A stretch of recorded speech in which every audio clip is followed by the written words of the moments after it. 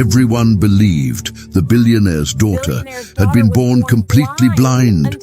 For years, no one questioned it. Not the doctors, not the staff, not even her own father.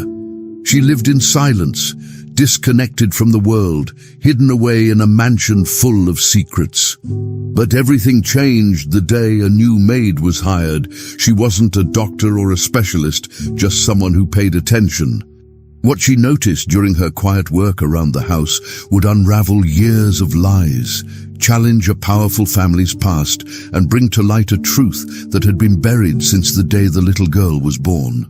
What started as a job turned into a mission, and what she uncovered would shock everyone, especially the man who thought he had done everything to protect his only child. Before we continue with this story, don't forget to subscribe to the channel and like the video. Oh, and don't forget to comment below where you're watching us from. We love to know that. Richard Wakefield was a powerful man in the agribusiness world, known for building a fortune through hard work and smart decisions. But behind his success, he lived a very different life at home. He stayed in a large, quiet mansion far from the city, where he lived alone with his daughter, Luna.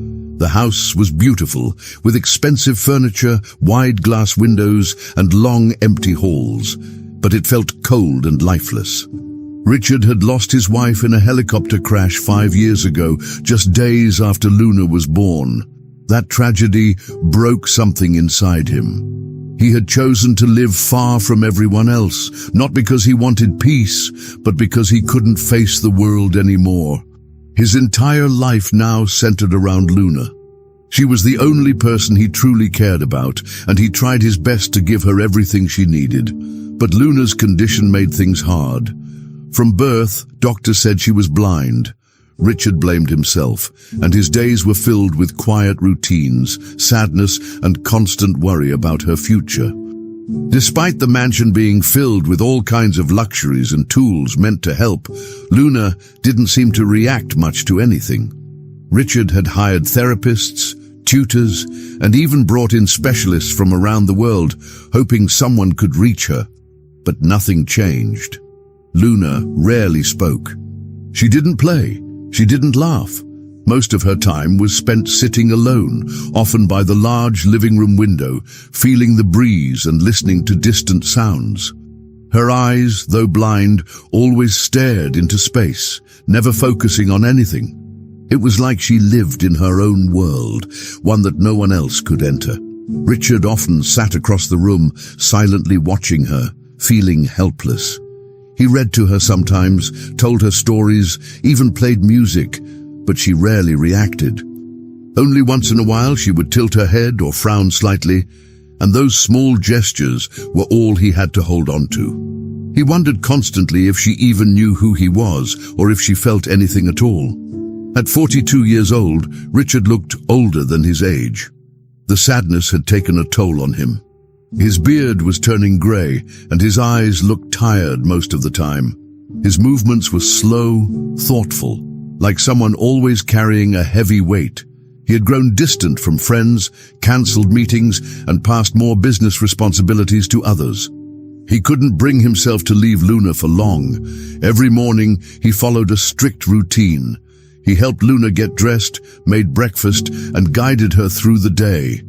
He tried different things to connect with her, textures, smells, music, but nothing worked. He had moments of anger, blaming fate, doctors, or himself. He often looked at Luna and whispered apologies, as if she could hear the guilt in his heart. Even with all his money and knowledge, he couldn't fix what he saw as the biggest failure of his life: his daughter's pain and silence. The staff at the mansion was small and discreet.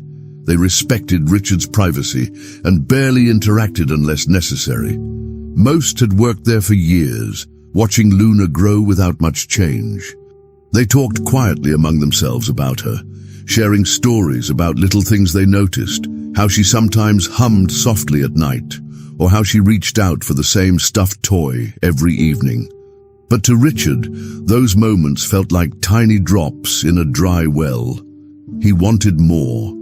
He wanted her to talk, to smile, to show that she was truly present. Sometimes he sat by her side and just spoke, telling her about his day, about memories of her mother, or even describing things happening outside. He hoped something he said would trigger a response. But Luna stayed mostly quiet, only nodding or slightly turning her head from time to time. Richard clung to those signs, hoping they meant more than they appeared. The house itself had become a symbol of everything Richard had lost. It was big enough for a family, but only 2 people lived there. Each room carried a memory or a piece of hope that never fully arrived. The nursery had never changed. It was still decorated the way his wife had designed it before Luna was born. Soft colors, animal patterns, a rocking chair near the crib. Richard had never touched it after the crash. Sometimes he stood there for a while, holding on to memories he couldn't let go. Luna never showed interest in the room. She didn't explore, didn't ask questions, didn't even seem to understand what it was. Richard had accepted this strange, quiet life, but deep down, he still believed something might change. He read every new study on child development, talked to new doctors, and tried new techniques. But each attempt ended in disappointment. Still, he refused to give up completely. And so the days continued, slow, heavy, and mostly silent. Richard remained committed to Luna, even though he barely slept and rarely felt peace. He still guided her hand during meals, held her gently as they walked through the garden, and whispered bedtime stories with a voice full of pain and love. Luna remained quiet, her face showing little expression, her gaze always blank and distant. Yet every now and then, she would rest her head against his chest just for a few seconds. Those small moments gave Richard strength to keep going. He didn't know what the future held, but he had made a promise to protect her no matter what. In that lonely mansion, filled with shadows of the past, Richard Wakefield lived each day for the silent girl who never asked for anything. His daughter Luna, who still sat quietly, always with the same empty gaze. Julia Bennett was 27 years old and had recently gone through one of the hardest moments of her life. She had lost her newborn daughter just a few weeks after birth. The doctors couldn't explain exactly what went wrong, and the days following the loss were filled with confusion, sadness, and silence. Julia lived in a small neighborhood on the outskirts of town. She had no partner, no family nearby, and worked whenever she could to cover her bills.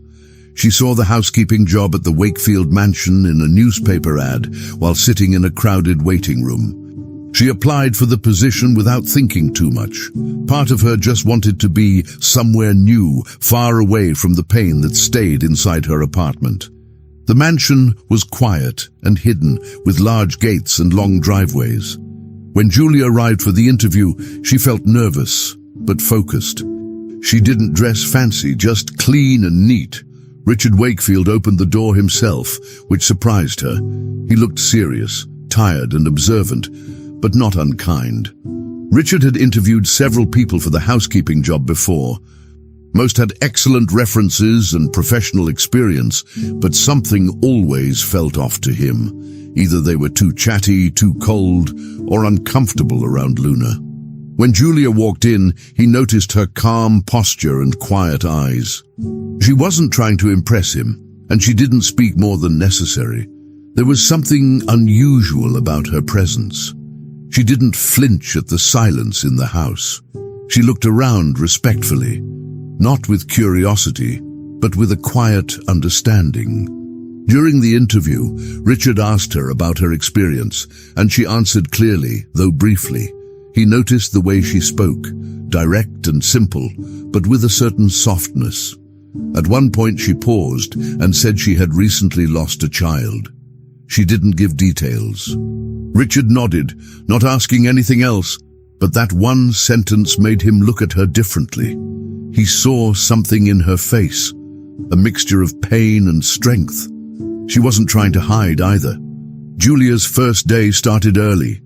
One of the staff members gave her a short tour of the house and explained the cleaning schedule. Richard was distant but polite. The mansion was large, with many rooms that weren't used often. Julia focused on her work, moving from room to room without making noise. Around midday, she was told she could take a short break in the kitchen. That's when she first saw Luna. The girl sat quietly near a window, holding a small, soft toy. Her head was slightly tilted, and her face looked distant, almost blank. Julia stood at the kitchen door for a moment, watching silently. She had never seen a child so still. There was something about Luna that touched her instantly, not just the fact that she was blind, but the way she seemed disconnected from everything around her. Julia didn't speak. She just sat quietly on the other side of the room and took her break. Even without words, she felt something was different about that child. It wasn't just blindness, it was loneliness. Throughout the next few days, Julia continued her work carefully. She didn't try to force any conversations or ask questions that weren't needed. She cleaned, organized, and followed the instructions given to her, but she began to notice small details about Luna. The girl rarely responded to sounds, but she would sometimes pause and slightly turn her head when Julia entered the room. Once, while dusting the shelves, Julia dropped a cloth. The soft thump made Luna flinch just a little. Julia apologized softly, even though she knew Luna couldn't see her. Over time, Julia realized that Luna responded more to calm, steady movements and soft voices. She also noticed that the staff kept their distance from Luna, doing their best to avoid disturbing her. Julia, however, felt pulled toward the girl in a way she couldn't fully explain. She didn't see Luna as broken or strange. She saw a child who needed more than care. She needed connection. And Julia, carrying the weight of her own loss, began to feel a quiet sense of purpose. One afternoon, while Julia was folding linens in the hallway near Luna's room, she heard a small sound. It was a quiet hum, almost like a whisper. Curious, she paused and listened. It was Luna. She was sitting on the floor, not far from her door, humming a tune that had no clear melody. Julia didn't interrupt. She simply sat nearby, continuing her task. After a few minutes, Luna stopped humming. Then she slowly crawled toward the hallway, her small hands searching for the wall. Julia stood up quietly and offered her hand without saying anything. Luna's hand stopped midair and hovered near Julia's. Then carefully, Luna touched her fingers to Julia's. That moment, though brief, felt incredibly important. Julia didn't speak or cry. She just let Luna hold her hand for a moment. That silent contact told her more than any words. It meant trust, or at least curiosity. From that point on, Julia made sure to pass by Luna more often, not to disturb her, but just to be present. Richard noticed the change, even though Julia didn't say anything. He saw that Luna started moving slightly more during the day. She no longer spent all her time near the window. Sometimes she sat in the hallway or near the kitchen where Julia could be seen working. Richard asked Julia one evening how things were going. She replied honestly, saying that Luna reminded her of someone she lost, but she didn't want to replace anyone. She just wanted to help. Richard didn't respond right away. He looked at her for a long moment, then nodded slowly. He wasn't someone who trusted easily, but he could tell Julia wasn't pretending. There was no pity in her actions, just quiet attention and genuine care. That night, after Julia had gone to her room, Richard stood outside Luna's door for a while. He watched his daughter sleep and noticed a slight change in her breathing. Deeper, calmer. For the first time in a long while, something had shifted in the house. Julia's arrival hadn't fixed anything, but it had started something new. Julia was dusting the shelves in Luna's room, taking her time and working quietly. She always tried not to disturb the girl, especially when Luna was sitting in her usual corner, holding the same worn-out teddy bear. Julia had learned that Luna preferred silence, or at least calm surroundings. But that day, as she reached behind a wooden chest to clean, she suddenly stopped. She heard something, soft, almost like a whisper. At first, she thought she imagined it.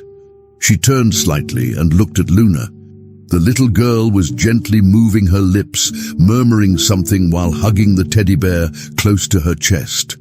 Julia leaned in, just enough to listen. Luna's voice was slow and barely audible, but it was real. She wasn't just making sounds, she was speaking, though the words weren't clear. Julia stayed quiet, not wanting to interrupt. Her eyes focused on Luna's face, and something about her expression caught Julia's attention. There was emotion there. The girl wasn't simply blind and disconnected. There was more happening beneath the surface. Julia slowly backed away and sat on the small armchair near the dresser. From that angle, she could watch Luna without making her nervous. As Luna continued to whisper softly, Julia noticed something strange. Luna's head moved slightly every time there was a sound, a creak on the floor, the shift of a curtain, the distant hum of a vacuum cleaner. Luna reacted to all of it with subtle, accurate movements. Her ears were tuned in with such detail, it felt like she could map out the entire room just by listening. Julia watched in silence, trying not to jump to conclusions, but the girl's reactions seemed almost too sharp for someone who had never seen before. Julia got up slowly and walked across the rug. Luna's head turned in her direction before she even reached the center of the room. The girl didn't speak, but she clearly sensed the movement. Julia placed a toy on the floor and nudged it gently. Luna's body shifted again, this time toward the exact spot where the sound came from. Julia started testing things gently. She opened a small drawer, then closed it slowly. She stepped lightly and then tapped her shoe. Each time Luna reacted, it was small, sometimes just a twitch of the head or a tilt of the chin, but it was always accurate. Julia began to wonder if Luna was using only her hearing, or if there was something else. She decided to try a few toys. Some had sound buttons, others had textures, but one toy she picked up had flashing lights. She turned it on and aimed it toward the wall by accident. Luna didn't respond. That made sense, she thought. Luna was blind after all. But then Julia took out her phone to check the time and accidentally turned on the flashlight. The beam of light crossed in front of Luna's face for just a second. In that moment, Julia thought she saw a movement. Luna's eyelids twitched. Her pupils shifted slightly. It was fast and faint, but it happened. Julia's heart jumped and she stood still, watching closely. Not sure of what she had just seen, Julia turned the flashlight off and waited a moment. Then she turned it on again and gently waved her phone side to side in front of Luna's face. The girl didn't move her head, but her eyes flickered again, as if they were trying to follow something. It wasn't strong or focused, but it was there, some kind of reaction. Julia moved a little closer and repeated the motion. Luna's expression didn't change, but her eyes moved slightly again, following the light's path just for a second. Julia stepped back and sat down, confused and surprised. Could Luna actually see something? Even just a small amount of light? She wasn't a doctor, but this didn't feel like the response of someone fully blind. It didn't make sense. The doctors had said Luna was completely blind from birth. Julia thought hard. Maybe it was a reflex. Maybe it was just chance. But she had been around Luna enough to know the difference between chance and reaction, and this felt real. A sudden chill ran through Julia's body. She looked at Luna, who was now sitting quietly again, gently rubbing her fingers over the bear's ear. The girl looked calm and unaware of what had just happened. Julia didn't know what to do. Should she tell Richard right away? Should she wait and try again later to be sure? A lot of thoughts ran through her mind. She didn't want to give anyone false hope. But at the same time, she couldn't ignore what she saw. It wasn't just a feeling, it was movement, reaction, something that hadn't happened before. Julia turned off her flashlight and tucked the phone into her pocket. She sat quietly and just watched Luna for a few more minutes. The little girl started whispering again, holding her bear close, her lips moving slowly. Julia stayed there, still and silent, feeling a strange mix of fear, curiosity, and something else, hope. For the first time, it felt like something new might be possible, something no one had expected. As the room grew quieter, Julia finished cleaning the last corner near Luna's bookshelf. Her mind was still racing, trying to make sense of what she had just seen. She looked at Luna once more before stepping out of the room. The girl was now sitting in the same position, holding the teddy bear and whispering softly to herself. Julia watched her for a moment longer, frozen in thought. She didn't want to assume anything yet, but something had changed that day, something important. Whether it was light, movement, or just a reaction, it was enough to make Julia stop and feel a spark of possibility. She gently closed the door behind her and walked down the hallway, planning her next steps. Maybe she'd try again tomorrow with another light. Maybe she'd talk to Richard carefully without causing alarm. But for now, she kept it to herself. Back in Luna's room, the girl sat still, hugging her bear and whispering words only she could hear, while Julia held on to the moment that had just passed. Julia couldn't get the moment with the flashlight out of her mind. She had seen Luna's eyes move, not once, but twice. The motions were slight, but they were there. It didn't match what she'd been told about Luna's condition. The girl was supposed to be completely blind since birth. That's what the doctors had said. That's what Richard believed. But Julia had seen something different, and now she needed to know more. The next morning, after finishing her usual chores, she returned to Luna's room while the girl sat in her regular spot on the soft rug near the window. Julia acted casually, dusting the nearby shelves, folding a blanket, moving around like any other day. Then, without making a sound, she slowly pushed the window open just a little. A breeze entered the room. Nothing strong, just a light change in the air and brightness. Luna turned her head slightly in that direction, not sharply, but definitely. Julia stood still. That was not a sound. That was not a touch. It was a reaction to light, or something close to it. Later that day, Julia tried another small experiment. She waited until Luna was sitting calmly in the hallway, holding her teddy bear as usual. Julia grabbed her phone again and turned on the flashlight, pretending to be fixing something near a cabinet. Then she slowly moved her hand back and forth between the light and Luna's face, casting clear shadows. She did this several times, making sure not to make any noise or sudden movement. Luna didn't react right away, but after a few seconds, her eyes followed one of the shadows. It was a small movement, almost like a reflex. Julia repeated it carefully, slower this time. Again, Luna's gaze shifted, barely, but it did. Julia's heart started to beat faster. This wasn't a coincidence anymore. There was a connection between Luna's eyes and the light changes. It wasn't focused vision, but it wasn't nothing either. Julia sat down across the hall afterward and wrote down everything she had seen. She wanted to keep track of every test, every reaction. The next few days were filled with more quiet experiments. Julia never talked to anyone about what she was doing. She didn't want to alarm Richard or make him think she was crossing boundaries. But deep down, she believed something wasn't right.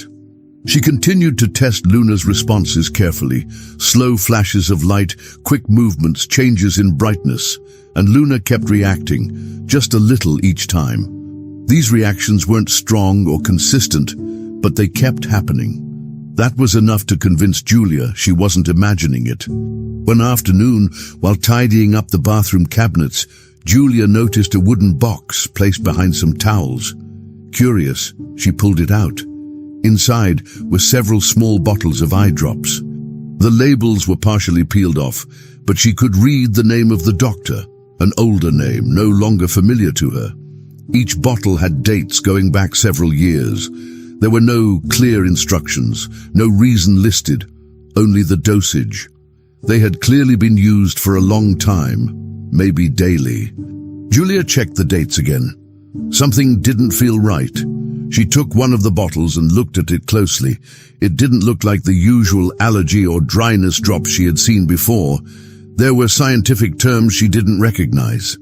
She searched the name of the medicine discreetly on her phone when no one was around, and what she found made her stomach turn. The compound was used in treatments that reduced eye pressure, but had also been reported in rare cases to affect pupil response and even light sensitivity if used long-term, especially in children. There was no information about why Luna had been using them, or if she even needed them.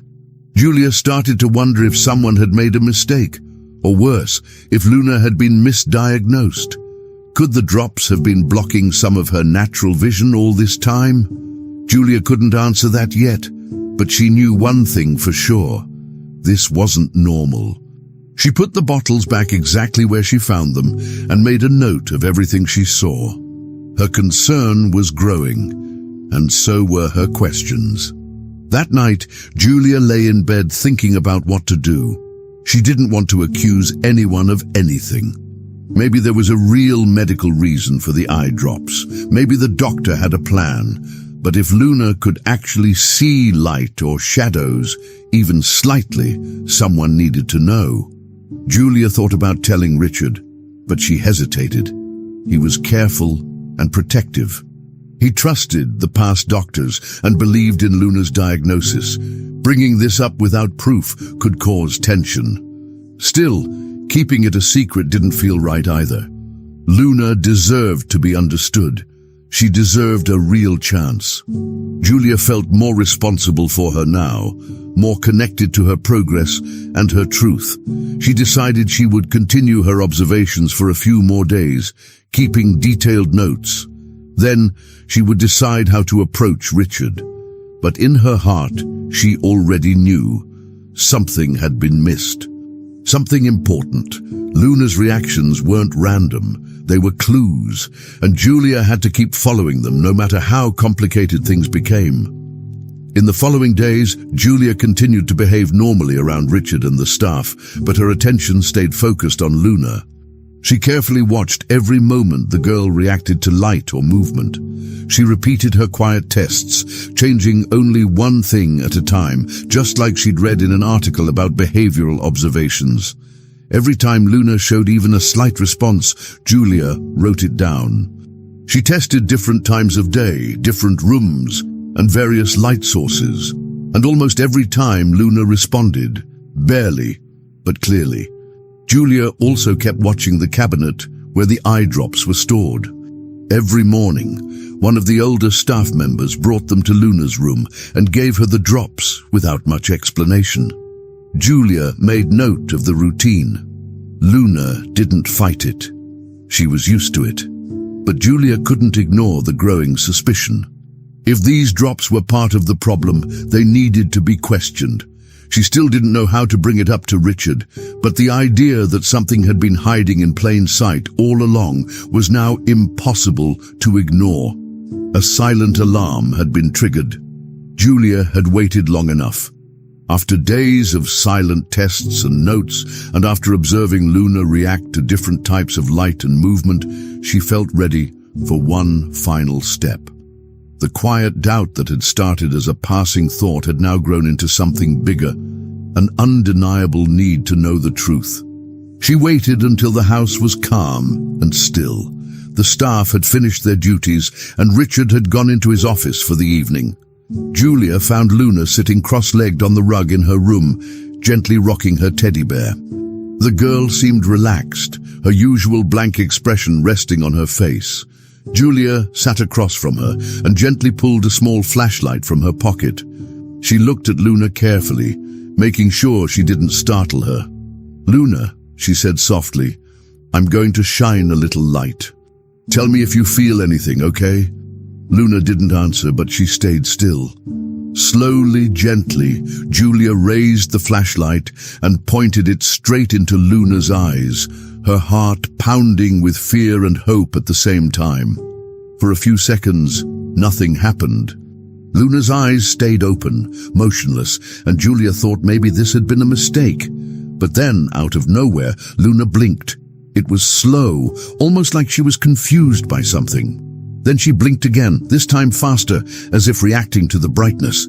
Julia felt her breath catch in her throat.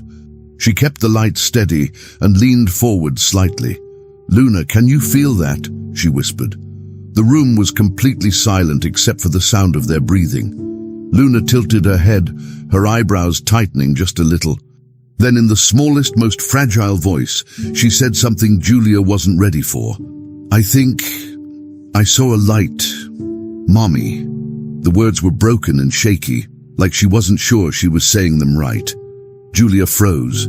She couldn't believe what she'd just heard. It wasn't just that Luna might be able to see something. It was the word Mommy. Luna had never called anyone that before, not even once. Julia's eyes filled with tears immediately. That single word broke something open inside Julia. All the weight she had been carrying since the loss of her own baby came rushing back at once, but now mixed with something new, purpose.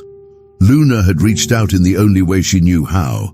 It wasn't just a test anymore. It wasn't just light or shadows. It was a connection.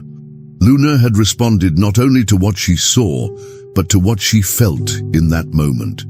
Julia didn't know if Luna had confused her with her real mother, or if the word had simply come out by accident. But it didn't matter. Julia leaned forward and gently placed her hand on Luna's shoulder. "I'm here," she said, her voice trembling. "You're safe." Luna didn't pull away. She stayed still, then slowly leaned forward until her head rested lightly against Julia's chest. It was a small gesture, but for Julia, it meant everything. It wasn't just a test that had worked. It was the beginning of something completely new, something powerful, something real. Julia stayed like that for several minutes, holding Luna without saying anything else. She didn't want to break the moment. The little girl who had been silent, still, and unresponsive for so long had just spoken, softly, uncertainly, but clearly. And it wasn't just what she said. It was how she said it. There was emotion in her voice, a kind of confusion mixed with hope, like she was reaching for something she didn't fully understand. Julia could feel her own heartbeat speeding up as her arms gently wrapped around Luna. In her mind, 100 questions started racing. What did this mean?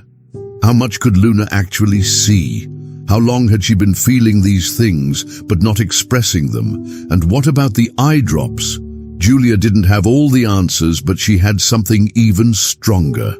A decision. From that moment forward, she knew her role wasn't just cleaning and taking care of the house. It was protecting Luna, no matter what. Whatever was going on in this house, she couldn't ignore it anymore. When Luna finally pulled away, she looked calmer, even if her face still held that faraway look. Julia wiped her own eyes and smiled gently. "You're very brave," she whispered. Luna didn't say anything else, but she seemed more aware, more present than before. Julia carefully turned off the flashlight and slid it back into her pocket. Her hands were still shaking. She knew this wasn't something she could explain easily to Richard, not without him asking a lot of questions.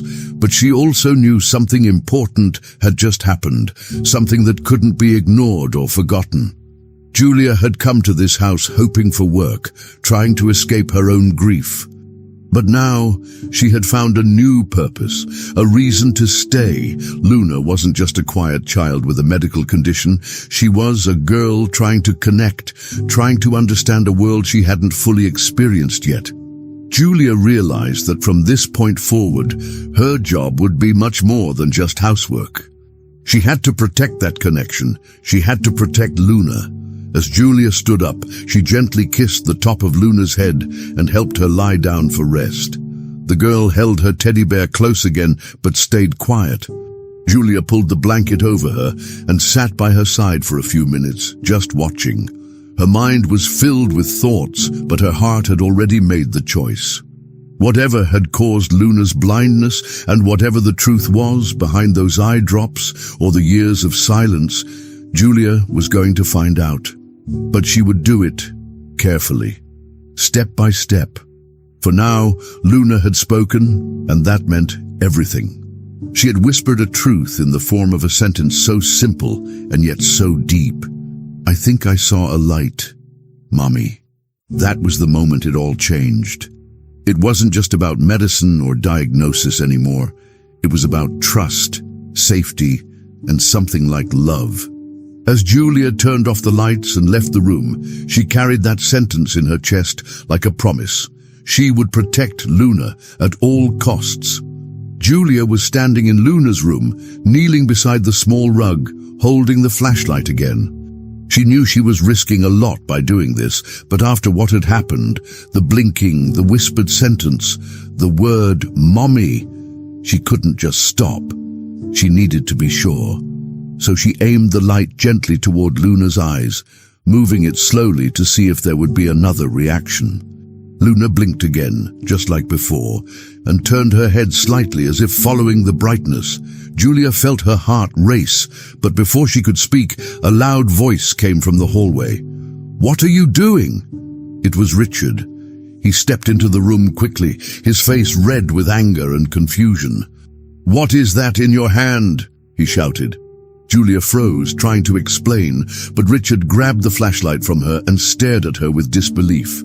"Are you experimenting with my daughter?" he asked harshly.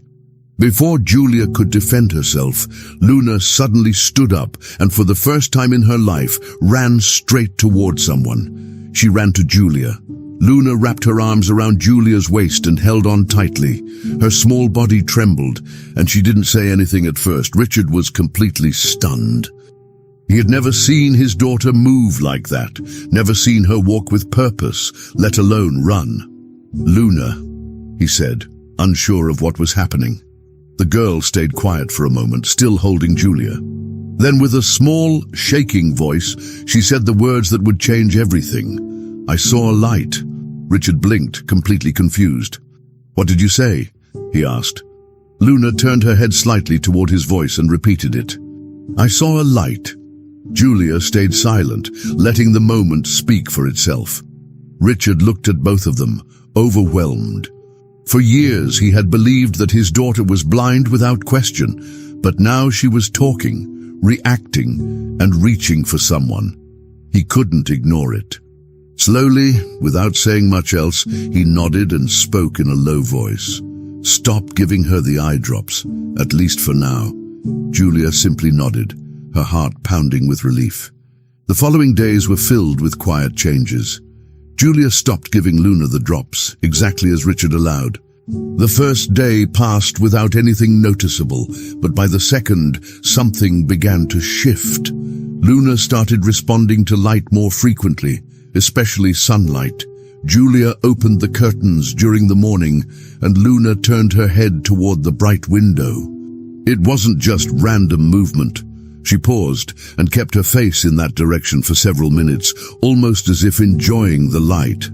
Richard stood silently at the door that morning, watching with a mixture of doubt and hope. Later that afternoon, Julia sat down with Luna using simple flashcards, just big white cards with black shapes, a circle, a square, a triangle. Slowly, she held each one up. At first, Luna did nothing. But then, after a long pause, she lifted her hand and pointed toward the circle. Julia gasped quietly. Richard, watching from behind, stepped closer. "She saw that," he whispered. Julia nodded. It was small, but it meant something huge. It meant they were finally heading in the right direction. Each day brought something new. The progress was slow but steady.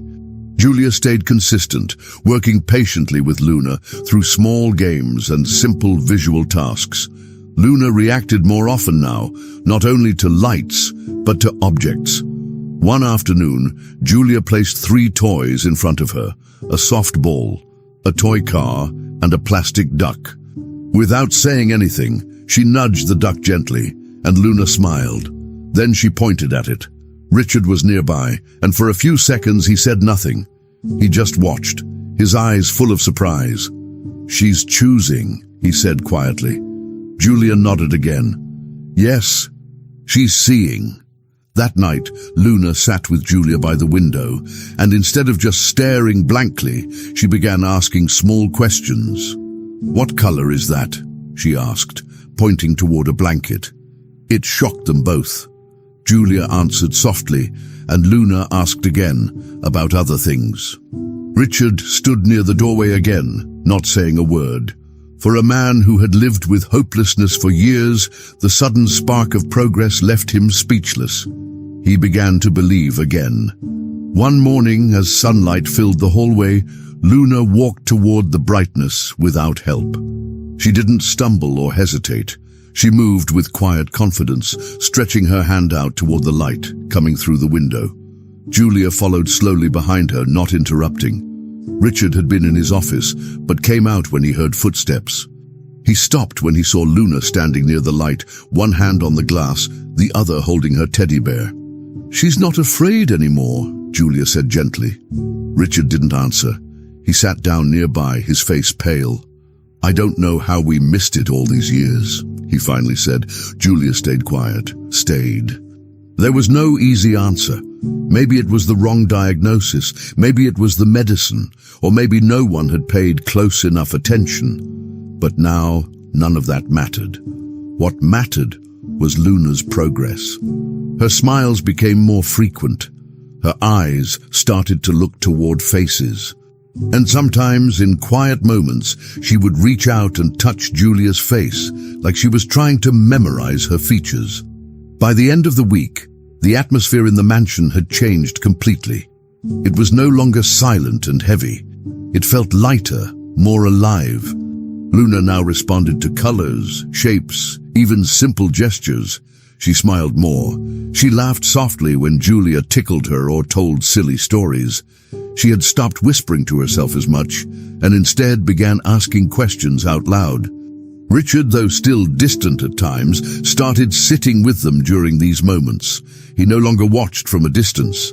He started participating, showing Luna old family photo albums and asking her if she could make anything out. One afternoon, Luna squinted at a picture of her mother and asked, "Who is that lady in the red dress?" Richard cried quietly, not from pain, but from the shock of hearing his daughter notice something visual, something real. Julia sat beside them, quietly holding Luna's hand. The journey wasn't over. There were still questions and doubts, but one thing was certain: Luna was changing. And it all began the day she said, "I saw a light." Luna's improvements had been real. They weren't her imagination, and they didn't happen by chance. Everything had changed the moment they stopped using the eye drops. That couldn't be ignored. She needed answers, real ones. So one evening after Luna had gone to sleep, Julia took one of the small glass bottles from the cabinet where the drops were stored. She placed it in a plastic bag and hid it carefully in her purse. The next morning, while Richard was still in a call, Julia stepped out for a few hours. She drove to a nearby city where she had arranged to meet someone from her past. Her name was Sophia, an old friend from nursing school, who was now doing her residency in ophthalmology. They hadn't spoken in years, but when Julia explained briefly what was going on, Sophia agreed to help. They met at a small diner near the hospital. Julia handed over the bottle, explaining everything that had happened with Luna. Sophia promised to run the tests quickly. A few days later, Julia received a call. It was Sophia, and her voice was tense. "You need to come," she said. Julia drove straight to the hospital, her stomach tight the entire time. When she arrived, Sophia brought her to a quiet office and closed the door. She held the bottle of drops in her hand and pointed to a printed lab report on the table. "These aren't normal eye drops," she began. "There's a compound in here, cyclopentalate, but in extremely high doses. This chemical causes pupil contraction and inhibits light response.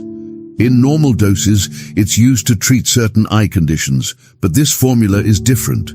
It's aggressive. Prolonged use, especially in children, could easily cause temporary vision loss or even convince someone that they're blind." Julia stared at the report, her heart pounding. "You're saying the drops made her blind?" Sophia nodded. Yes.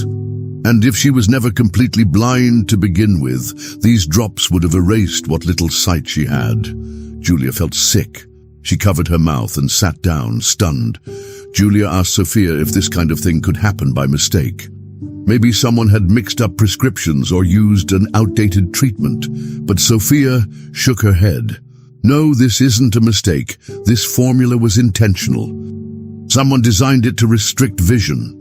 Julia looked at the report again and froze when she saw the name printed in the corner of the document. Prescribed by Dr. Atticus Morrow.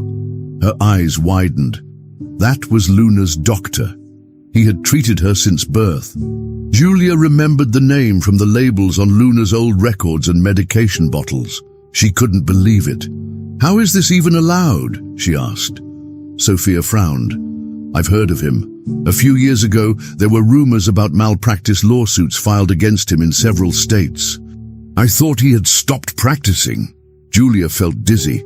If this man had knowingly prescribed medication that made Luna blind, or kept her that way, then something horrible had been done. She thanked Sophia, took the report, and left the hospital. On the way back to the mansion, her hands shook at the steering wheel. That evening, Julia sat down with Richard in his office. She placed the lab report in front of him and waited while he read it.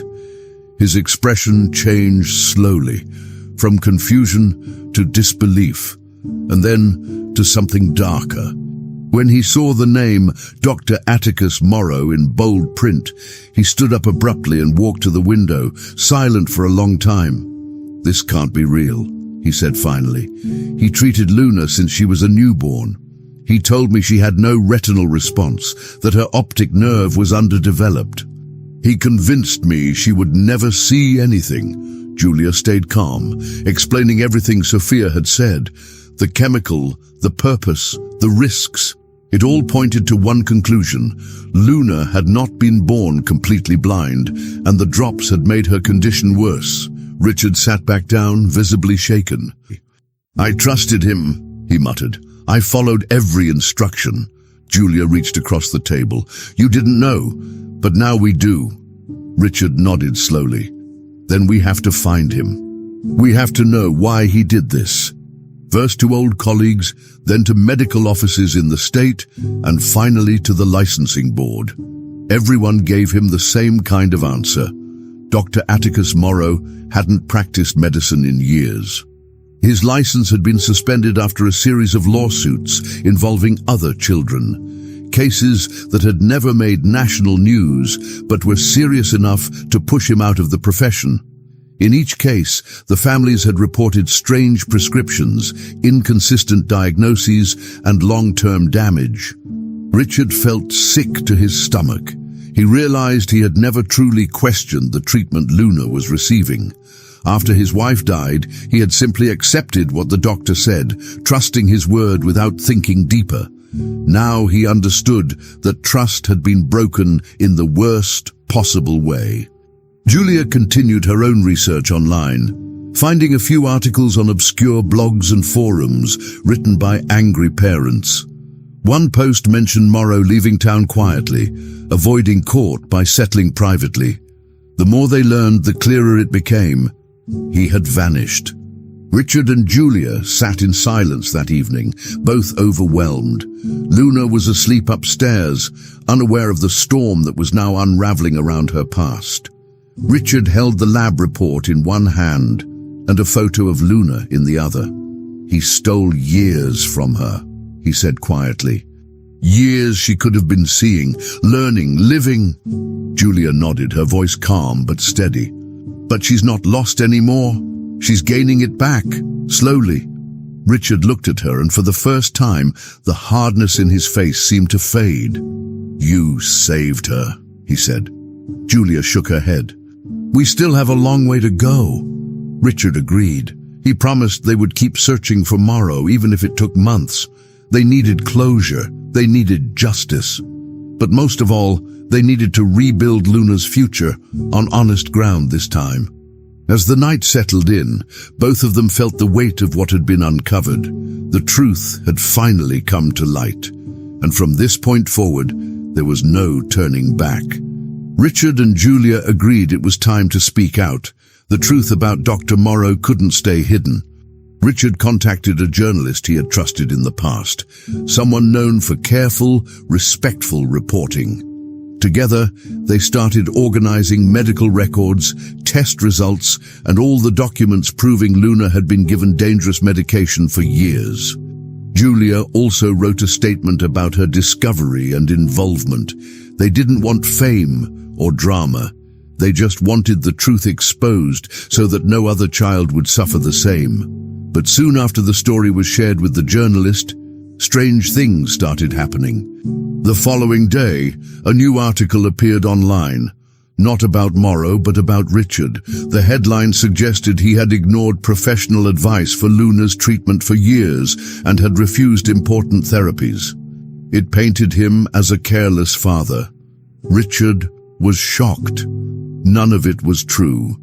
Julia tried to contact the journalist, but they said the piece didn't come from them. Someone had leaked false information to discredit Richard before the real story came out.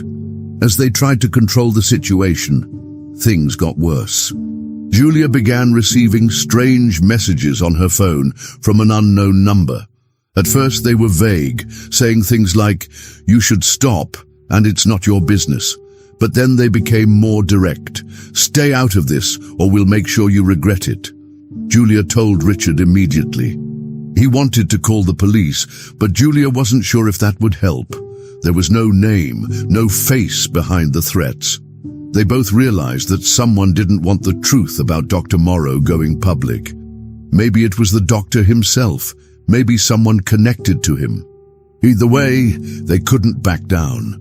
Richard's legal team began investigating the source of the false news articles. They contacted web hosts and traced IP addresses, but everything led to private servers or untraceable sources. The situation was stressful, but it made one thing very clear. Someone was scared of what they were about to reveal. That fear meant the truth was even more important than they thought. Despite the chaos happening outside, something amazing was happening inside the mansion. Luna had been taken for a full vision reassessment by a trusted specialist. The results confirmed what Julia and Richard already suspected. Luna had partial functional vision. Her sight wasn't perfect, and it would likely never be completely normal. But she could detect light, identify shapes, and react to movement. The specialist explained that with regular visual stimulation sessions, Luna could improve her ability to process what she saw. Julia and Richard set up daily activities to help with that.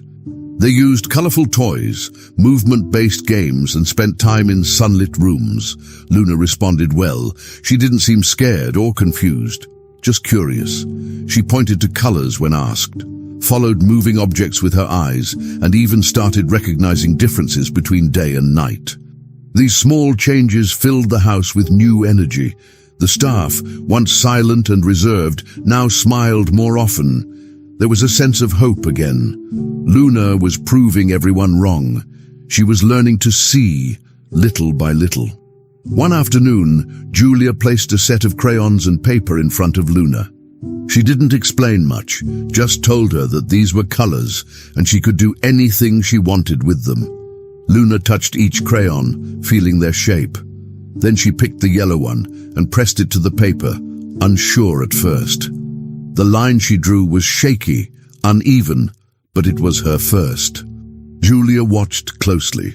Luna kept drawing, slow, scattered lines across the page. When she finished, she smiled and held up the paper. "Is it good?" she asked. Julia hugged her tightly. It wasn't about the drawing. It was about what it meant. This was a girl who, just weeks ago, hadn't spoken much and barely reacted to anything. Now she was expressing herself in a new way. Richard walked in and saw the drawing. He didn't speak at first. He knelt down beside her and said, "It's beautiful." Luna smiled again and started drawing another one. It became a new daily routine, drawing, exploring colors, and slowly understanding the world around her. Outside the mansion, the pressure continued. More articles were posted online. accusing Richard of being careless with past business decisions. One even claimed Julia had faked Luna's progress to gain attention. They knew none of it was real, but that didn't stop people from reading it. Social media accounts connected to Morrow's past clinics stayed silent, not confirming or denying anything. The smear campaign had clearly been planned, and now Richard's team believed they knew why. Someone feared a lawsuit or public exposure. Even with the lies spreading, Richard and Julia refused to give in. They continued moving forward with their story, sharing verified documents with legal teams and medical boards. Julia also met with 2 other families who had suspicions about Morrow's past treatments. Their children had experienced similar issues. That information gave Julia more confidence that they weren't alone. They had uncovered something bigger than Luna's case. It was a pattern, and it had to be stopped. But they also agreed not to rush. Luna's well-being came first, and they would protect her no matter what. Despite everything trying to stop them, Luna's world was growing. She began naming colors on her own: red, blue, green. Her favorite was yellow. She said it made her feel happy. Julia continued reading to her, pointing at pictures and helping her trace shapes with her fingers. Richard joined them every night, and the 3 of them formed a quiet routine that brought calm in the middle of the storm. The mansion didn't feel as lonely anymore. There were still challenges to face, threats, lies, and legal risks, but they didn't seem as heavy with Luna laughing and showing her drawings proudly. Her progress gave them strength. On one of her drawings, she wrote her name for the first time with help. Julia taped it to the kitchen wall. "This is just the beginning," she said. Richard agreed. They still had a long road ahead, but they weren't afraid of it anymore. The attacks would come and go, but the truth they had uncovered couldn't be erased. And Luna, once thought to be lost in darkness, was finally seeing her future. With all the lab reports, testimonies, and documents collected, Richard and Julia decided it was finally time to take formal action. They scheduled a meeting with the district attorney's office. Richard didn't use his connections or lawyers. He walked in like any other citizen. Julia came with him, carrying a folder with all the printed reports, including the toxicology results, prescription history, and the testimonies from the other families who had experienced similar situations.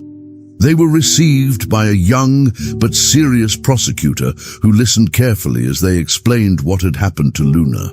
When the name Dr. Atticus Morrow came up, the prosecutor raised an eyebrow. "You're not the first to bring him up," he said. That single sentence gave Richard and Julia hope. Over the next few weeks, the district attorney's office began its investigation. Phone calls were made, records were pulled, and subpoenas were issued. Then, something shocking was discovered. Dr. Morrow had signed private contracts with pharmaceutical companies. These deals gave him access to experimental compounds, many of which had never passed proper clinical trials. The files revealed that Dr. Morrow had used his position as a pediatric specialist to conduct unofficial trials on children, prescribing eye treatments that weren't yet approved. In return, he received financial bonuses, trips, and under-the-table compensation from the companies funding the studies. Some of the contracts were encrypted, but investigators were able to match product codes from the pharmaceutical companies to the ingredients found in Luna's eye drops. It was all there. Dates, names, transactions, even signatures. Richard was furious. Julia was sickened. They had suspected something bad, but not this level of deception. When this evidence was brought to light, the district attorney approved the opening of a formal criminal case. Soon after, the media picked up the story. At first, it started on local news, child's vision blocked by illegal drug trials. But then, national outlets followed. Interviews were requested, headlines spread, and with the story gaining attention, more families began to come forward. Parents who had seen unexplained changes in their children's vision started to ask questions. The truth had finally come out. The public reaction was intense. Online forums were filled with parents sharing similar stories. Some described how their children were prescribed the same drops by Morrow and had shown no improvement or even worsened symptoms. A few families said they had tried to report him in the past, but were ignored or pressured into silence. Now, with national eyes on the case, silence was no longer an option. Julia became an unexpected spokesperson. Reporters asked for interviews, and though she was nervous at first, she agreed to speak. She didn't want fame, she just wanted to tell the truth. She talked about how she met Luna, what she had observed, and how small details led her to question everything. Her calm, honest way of speaking touched people. Viewers saw her not just as a caregiver, but as someone who had done what no one else dared. Her face was shown on screens across the country with headlines like "Nanny Who Uncovered the Truth" and "Julia Bennett, a voice for the voiceless." Her life had completely changed. Richard also received attention, but he avoided the spotlight as much as possible. He did attend court hearings and gave statements to the investigators, but he didn't want to become the center of the story. For him, it was about Luna, and about all the children who had been hurt. His guilt ran deep. For years, he had trusted Morrow without question. He had believed his daughter's blindness was unchangeable, but now, each day he spent with Luna reminded him how much had been stolen from her. Still, something had changed in him. He wasn't just a grieving father anymore. He was active, alert, and involved. He made sure Luna got the best visual therapy available. He followed every update in the case, and in quiet moments, he spoke to Julia not just as a caretaker, but as someone he admired deeply. She had done what he couldn't. He respected her strength and her persistence. Slowly, without planning it, a bond began to grow between them. It wasn't romantic at first, but it was steady. It was real. At home, Luna continued making progress. Her vision wasn't perfect, but she was learning fast. She could now recognize simple objects, match colors, and follow movements in bright rooms. She was more talkative, asking questions about things she hadn't been able to experience before. "Is that the color blue?" she'd ask, pointing at the sky. "Or what's that shape?" While touching the edge of a book, Julia and Richard answered every question with care. They created a structured routine that included games, drawing, visual exercises, and quiet reading time. The atmosphere in the mansion was completely different from what it had been months ago. There was laughter now, and movement, and a sense of purpose. Staff members were more relaxed. The house didn't feel like a museum anymore. It felt like a home. On several occasions, Julia found herself smiling at Richard during dinner, and he'd smile back, saying nothing but understanding everything. It wasn't just about Luna anymore. Their shared fight for her had created something deeper between them, something that didn't need to be explained yet. By the time the case officially went to trial, public support was strong. Dozens of families testified. The pharmaceutical companies denied involvement at first, but evidence made it impossible to hide. Dr. Morrow, finally located in another state under a false identity, was arrested and brought to court. His trial became a symbol of the importance of medical ethics. Julia testified calmly, clearly, explaining her discoveries and actions step by step. Richard also testified, admitting his blind trust and failure to question Morrow sooner. The court respected their honesty. Luna didn't appear in court, but her drawings were submitted as part of the evidence. Proof of progress. When the guilty verdict was announced, it felt like justice had finally arrived. The crowd outside the courthouse clapped. Julia and Richard didn't celebrate publicly. They drove home in silence, but with a quiet peace inside them. That night, Luna showed Julia a drawing of 3 stick figures holding hands. "It's us," she said. Julia smiled. The road had been hard, but they had made it together, and they were just getting started.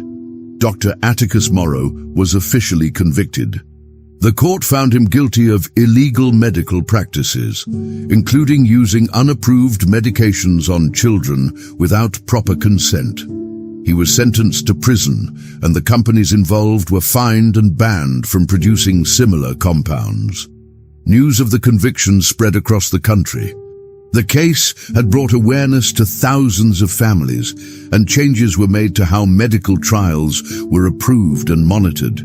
But for Richard, Julia, and Luna, the most important part was that it was finally over. The chapter of fear and silence had ended. They could now focus entirely on healing. Richard took a step back from his business and spent more time at home. Julia remained fully present, continuing to guide Luna with patience and love. And Luna, who once sat in silence holding a teddy bear, was now moving forward. With the help of a child development specialist, she was officially enrolled in a regular elementary school with a custom learning plan. It was the start of a new life, one full of movement, people, and bright colors. The first days at school were a mix of excitement and nervousness. Luna had never been in a classroom before.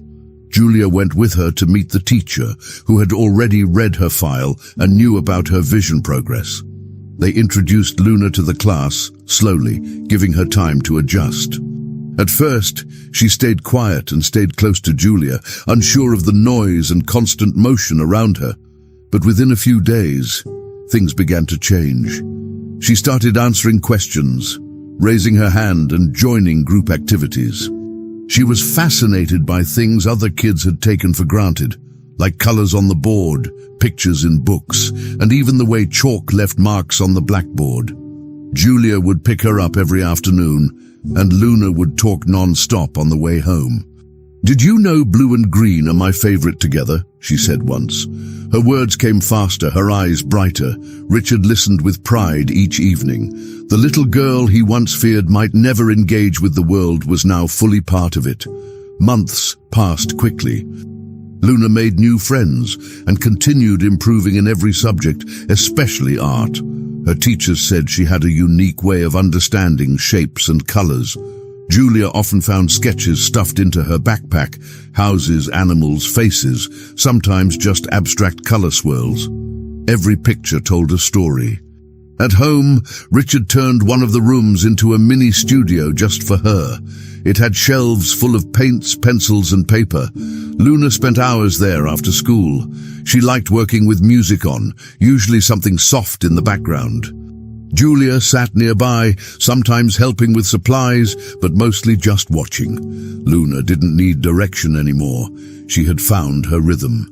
Then, one day, an official letter arrived. It was from a National Children's Foundation.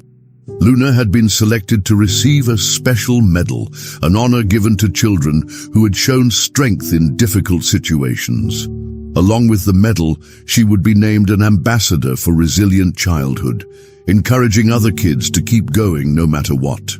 The ceremony would happen at a large event in the city. The day of the ceremony arrived.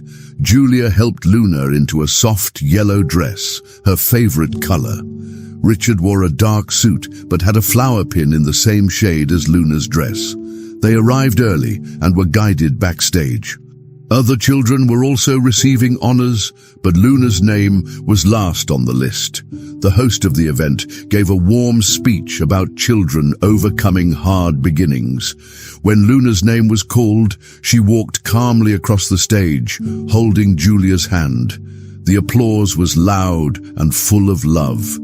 A volunteer placed the medal gently around her neck. Then something unexpected happened. The host turned to the audience and said they had one more recognition to give. To the woman who stood by her when no one else did, who believed in light when everything seemed dark. Today we recognize Julia Bennett as Luna's adoptive mother and lifelong guardian. Julia froze for a moment, surprised. Then she stepped forward, tears in her eyes. Luna hugged her tightly.